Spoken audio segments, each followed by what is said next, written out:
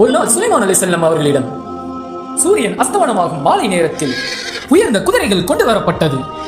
அந்த குதிரையை பார்த்துக் கொண்டிருந்ததனால் சூரியன் அஸ்தமனித்து தனது அசர் தொழுகையை தவறினார்கள். அல்லாஹ் சுலைமான் அலைஹிஸ்ஸலாம் அவர்களின் அரியாசனத்தின் மீது இவ்விஷயத்தில் சோதனை செய்தான். சுலைமான் அலைஹிஸ்ஸலாம் அவர்கள் அல்லாஹ்வின் பக்கம் திரும்பினார்கள். இவ்விஷயத்தில் வெற்றி கண்டார்கள்.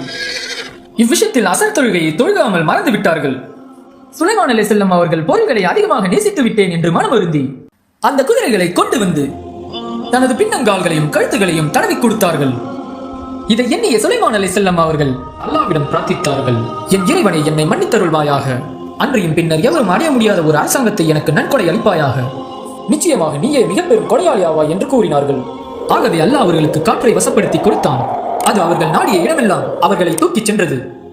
அல்லாஹ்வுடைய சோதனையில் சுலைமான் அலைஹிஸ்ஸலாம் அவர்கள் வெற்றி கண்டார்கள். சுலைமான் அலைஹிஸ்ஸலாம் அவர்களிடம் இறக்கைகள் கொண்ட குதிரைகள் காணப்பட்டன. மேலும் சுலைமான் அலைஹிஸ்ஸலாம் அவர்களுக்கு அல்லாஹ் கடலில் மூழ்கி முத்து பவளம் போன்றவற்றை கொண்டு வரக்கூடிய மூர்க்க ஷைத்தான்களையும் அல்லாஹ் சுலைமான் அலைஹிஸ்ஸலாம் அவர்களுக்கு வசப்படுத்தி கொடுத்தான். இதை தவிர அவருடைய அவசிய வேலைகளை அவை செய்து கொண்டிருந்தன. நாம் தான் அதனை கண்காணித்து வந்தோம் என்று அல்லாஹ் கூறினான். இது போன்ற அனிமேஷன் வீடியோஸ் பார்க்க இஸ்லாம் யூனிவர்ஸ் அனிமேஷன் சேனலை சப்ஸ்கிரைப் பண்ணுங்க. மேலும் உங்களுக்கு பிடிச்ச தலைப்பை கமெண்ட் பாக்ஸ்ல கமெண்ட் பண்ணுங்க. விரைவில் அந்த தலைப்பை அனிமேஷன்ல பார்த்து மகிழுங்க.